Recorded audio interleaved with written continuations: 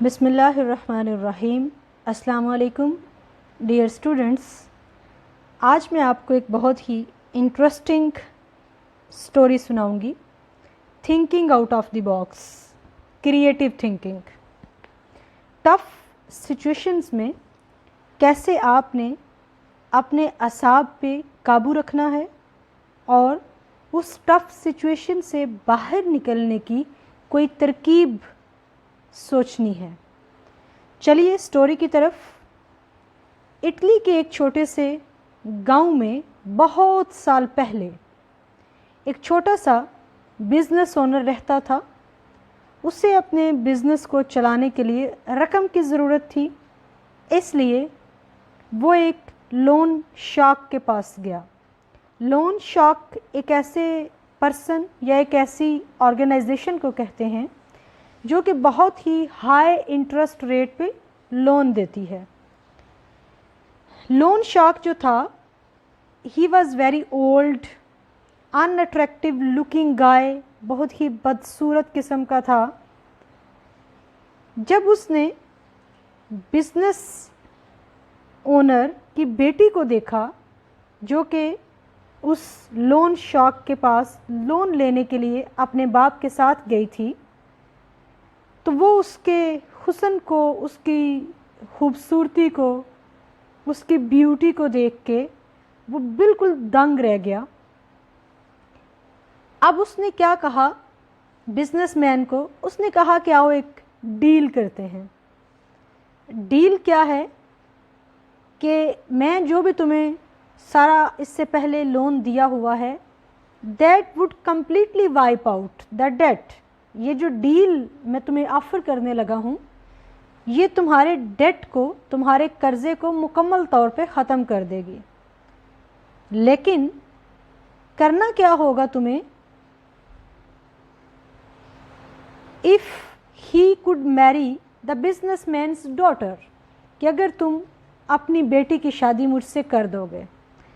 अगर हम वैसे देखें तो ये जो प्रपोज़ल है, इट लुक्स डिसगस्टिंग। अब लोन शार्क ने कहा कि he would place 2 pebbles into a bag, कि वो बैग के अंदर 2 कंकरियां रखेगा, 2 कंकर रखेगा, 1 वाइट एंड 1 ब्लैक। बिजनेसमैन की जो बेटी है would then have to reach into the bag and pick out a pebble. वो बैग के पास जाएगी और एक कंकर निकालेगी। If it was black the debt would be wiped but the loan shark would then marry her. अगर वो जो कंकर है वो ब्लैक बिजनेसमैन की बेटी उठाएगी तो कर्ज़ा तो माफ़ हो जाएगा, लेकिन लोन शार्क को के साथ उसकी बेटी को शादी भी करनी पड़ेगी। सेकेंड ऑप्शन क्या थी, if it was white the debt would also be wiped but the daughter won't have to marry the loan shark। अगर वो कंकर सफ़ेद निकल आएगा तो लोन शार्क के साथ बिजनेसमैन की बेटी को शादी नहीं करनी पड़ेगी, लेकिन डेट सारे का सारा ख़त्म हो जाएगा। बिजनेसमैन के गार्डन में वो लोग पहुँचे और उस बैग जिसमें लोन शार्क ने पेबल्स को डालना था, लोन शार्क बेंट ओवर, वो उसके ऊपर झुका एंड पिक्ड अप 2 पेबल्स, और उसके पास 2 पेबल्स थी, वो उसने उठाई। While he was picking them up, जब वो उन्हें उठा रहा था, द डॉटर नोटिस्ड, लड़की ने देखा, that he had picked up 2 black pebbles, कि उसने तो दोनों ही ब्लैक कंकरियाँ उठाई हैं, and placed them both into the bag. अब उसने बैग में कोई भी वाइट कंकर नहीं डाला, क्योंकि वाइट कंकर में लोन शार्क का नुकसान था और ब्लैक कंकर में उसका फ़ायदा था। He then asked the daughter to reach into the bag and pick 1।